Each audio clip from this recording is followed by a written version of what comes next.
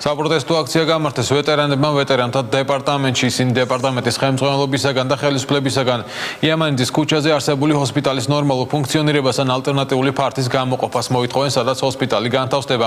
აქციაში მონაწილეობას რეგიონებიდან ჩამოსული ვეტერანებიც იღებდნენ, ისინი მოთხოვნების დაუკმაყოფილებლობის შემთხვევაში საპროტესტო აქციების ჩატარებას მომავალშიც გეგმავენ. მომიტინგეებს ვეტერანთა დეპარტამენტის ხელმძღვანელმა გიორგი ფერაძემ მოპასუხა.